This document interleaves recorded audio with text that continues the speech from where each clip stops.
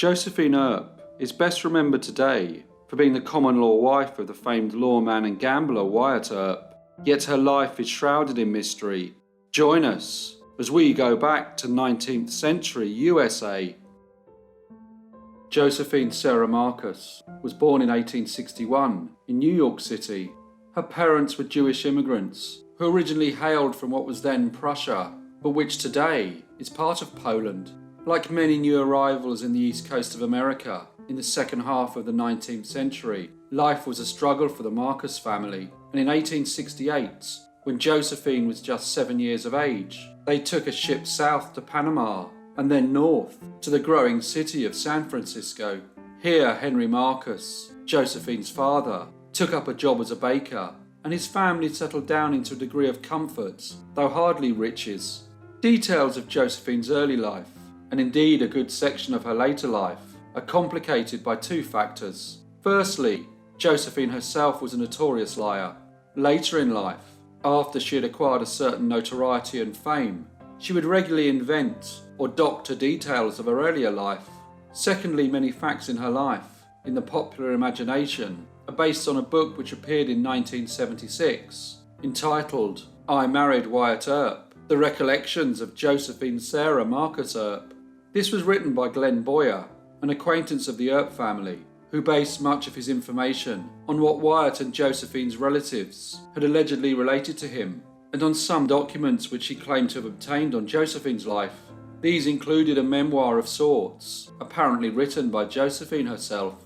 However, while the book became a bestseller, and for many years was used as a major authority on the life of Wyatt and Josephine Earp, in the 1990s, investigative research determined that much of what Boyer had written was either completely made up or the truth had been altered to provide a more colourful narrative.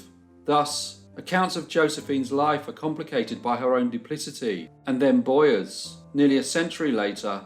What does seem relatively clear is that Josephine Marcus left her family home in San Francisco around 1874 when she was as young as 13 years of age. She remarked years later in her memoirs that she recalled kissing her mother goodbye on the cheek as if she was going to school and never returned home. In her own words, there was too much excitement in the air to remain a child. She subsequently worked in various places throughout California and east into Arizona. Also, it's possible that she was engaged in prostitution during these years under the name Sadie Mansfield. By the late 1870s, she appears to have been working as a burlesque dancer. It was almost certainly some considerable embarrassment about being both a prostitute and a burlesque dancer during this period, which led Josephine to try to doctor her own personal history in later years. In fact, in her memoir, she refers to this part of her life as being one big bad dream. Whatever the truth of her late teenage and early adult years, we do know one thing for sure. In the late 1870s, she began a relationship with one Johnny Behan. One colourful account of how they met is that Josephine was on a stagecoach heading for Arizona. However, when some renegade Yuma Apaches escaped from their reservation and returned to their old haunts on the warpath, she was taken to a nearby ranch house for safety. She would then spend 10 days there with other passengers, sleeping on the floor, and accordingly, it was here where she met her future love interest, Johnny Behan. Regardless of the truth behind how they met, it is known that they lived in California for a time, but then relocated to Arizona, where they lived in tip-top.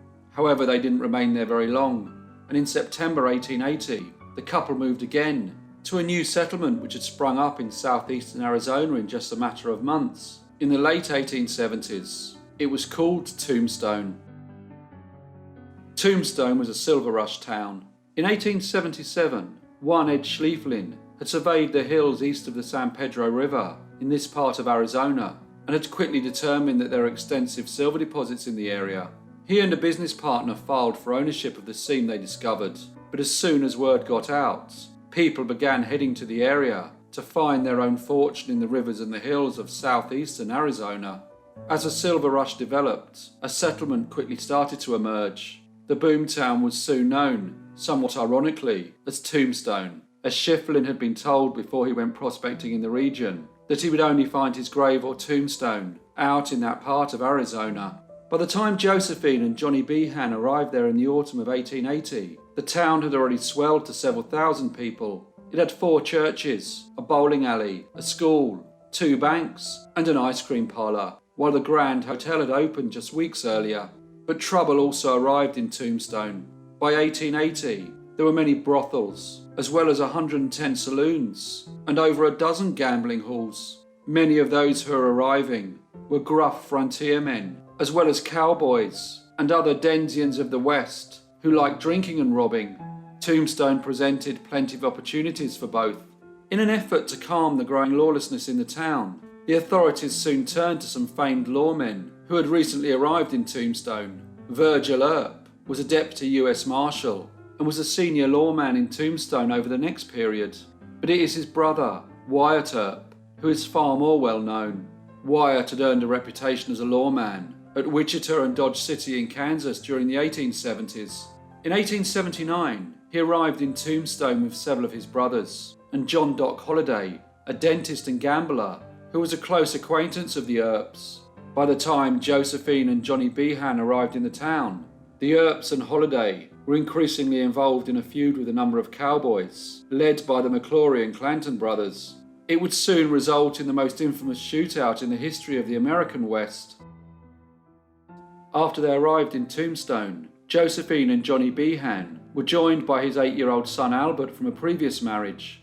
It appears that in early 1881, several months after they settled in Tombstone, Josephine visited San Francisco to take Albert to get some medical aid for some hearing problems he was having. When they returned, she found Johnny in bed with the wife of a friend of theirs. Accordingly, she went on to boot him from the house. Josephine may have begun a relationship with Wyatt Earp within weeks of giving Behan his marching orders. The timeline is unclear, and the liaison would have been covered up, as Earp was already married, and his wife had come to Tombstone with him.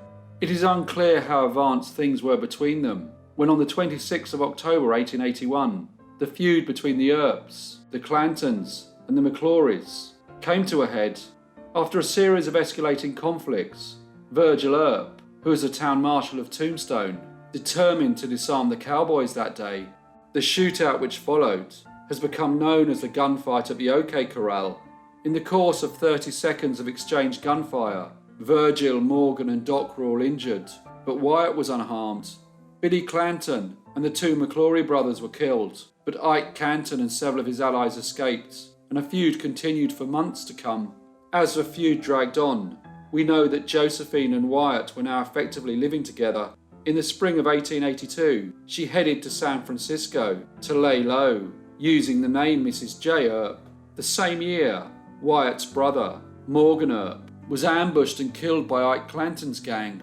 In response, Wyatt went off with a posse into the Arizona wilderness to pursue those responsible in what became known as the Earp Vendetta Ride. Following this, he stopped writing to his wife, and it seems clear he had decided to leave her. Sometime later she turned to prostitution and died of a laudanum overdose. Conversely, Josephine joined Earp in Colorado early in 1883, and they soon headed for Eagle City in Idaho, a newly emerging gold and silver boomtown, where Earp opened a saloon called the White Elephant. Thereafter they headed out to California again. They spent 4 years in San Diego, which had just been connected to the rest of America with the arrival of the first railway to the southwestern extremity of the continental United States. Then in 1891, they returned to San Francisco, but by now they were relatively prosperous, and Earp was able to purchase numerous saloons and gambling halls during the late 1880s and 1890s. Josephine and Wyatt were apparently finally married in 1892, on a yacht off the California coast, though evidence of this is by individual report of those who were there, as no record of their marriage has ever been found. They continued to move frequently, though the distances were quite small. For instance, between 1891 and 1896, they spent most of their time in San Francisco, but moved between at least 4 different houses. The Wyatts' relationship was also quite tempestuous. She would often berate him for not being successful enough financially, while he, for his part, would call her Sadie, a name which she hated, as it brought up memories of her days as a prostitute and burlesque dancer. He would also disappear on long walks to get away from her and indulge in long drinking sessions. Both engaged in extramarital affairs, and their own relationship may have been damaged further by Josephine's inability to have children. She had been pregnant at least twice earlier in her life, but had miscarried on both occasions. In the late 1890s, Wyatt and Josephine headed for Alaska, as he attempted to strike it rich again during the Klondike gold rush which occurred there. Yet this too proved unsuccessful, and they soon headed back south, where in the early 20th century, the couple yet again began moving between prospecting towns in California. One of these, in the Sonoran deserts, bore some fruit, but not the kind that would have made the couple extremely wealthy. Nevertheless, they bought a cabin there, and it became the place where they were more settled than perhaps any previous time in their 30-year relationship.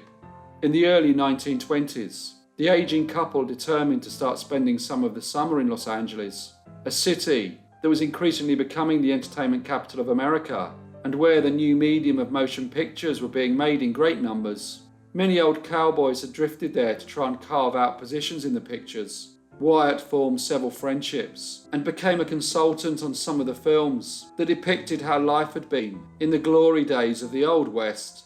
He was also engaged in efforts to have a movie made about his own life, but it was never agreed to during his lifetime. Wyatt became seriously ill in 1928.